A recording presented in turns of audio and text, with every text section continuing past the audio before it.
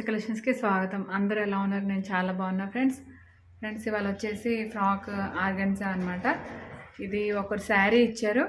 So శారీని వాళ్ళ stitch చేయమన్నారు. అంబ్రెల్లా ఇలా వచ్చిందనమాట. సో శారీ మీద ఇలా ఫ్లవర్స్ రావడం వల్ల గ్రీన్ కలర్, ఆరెంజ్ మీద గ్రీన్ అనమాట ఇలా వచ్చింది. సో కాకపోతే దీనికి చూసారు కదా ఫ్రెండ్స్, ఇది కట్ వచ్చింది అనమాట. అంటే ఈ అంబ్రెల్లాకి ఏంటంటే ఇలా మధ్యలో కట్ వచ్చింది, ఫ్రంట్ వచ్చింది, బ్యాక్ వచ్చింది. సో కొన్ని ఏంటంటే అంబ్రెల్లా ఫ్రాక్స్ కంపల్సరీ కట్ వస్తుంది. మనం క్లాత్లో తీసుకున్నాం అనుకోండి ఫ్రెండ్స్, క్లాత్లో తీసుకుంటే మన పొడవుని బట్టి అలా వేరే ఉంటుంది స్టిచ్చింగ్. సో ప్రతిదానికి అంబ్రెల్లాకి వచ్చేసరికి మనం బయట తీసుకున్న క్లాత్ని బట్టి కట్ అనేది కంపల్సరీ వస్తుంది. ఇలాగా వీటికి ఏంటంటే టాన్లలో తీసుకోవాలి.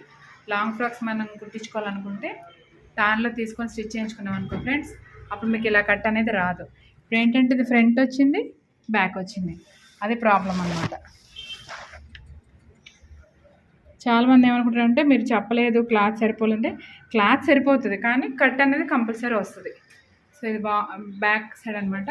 పాట్ నెక్ పెట్టించాము, మీకు ఇందులో సరిగ్గా కనిపించట్లేదు. ఇది పాట్ నెక్ వేసుకుంటే బాగుంటుంది. ఇక్కడ కూడా చూసారా ఫ్రెండ్స్, ఇక్కడ కూడా ఇలా కట్ వచ్చిందనమాట. కనిపించదు మ్యాక్సిమం, కాకపోతే మనం ఇలా పర్టికులర్గా చూస్తే తెలుస్తుంది. ఇలా డోరీ వచ్చేసి ఇలాగా సింపుల్గా వేసాం, కానీ చాలా బాగుంది. గ్రీన్ కలర్ వచ్చింది కాబట్టి ఫ్లవర్స్. సో దీంట్లో కూడా మేము కొంచెం గ్రీన్ యాడ్ చేసాము, డోరీస్ గ్రీన్తో వేసాం అనమాట. సో ఇవి వచ్చేసి పుట్టు చేతులు అనమాట. వాళ్ళు హ్యాండ్స్కి లోపల లైనింగ్ వద్దన్నారు, సో లైనింగ్ వేయలేదు.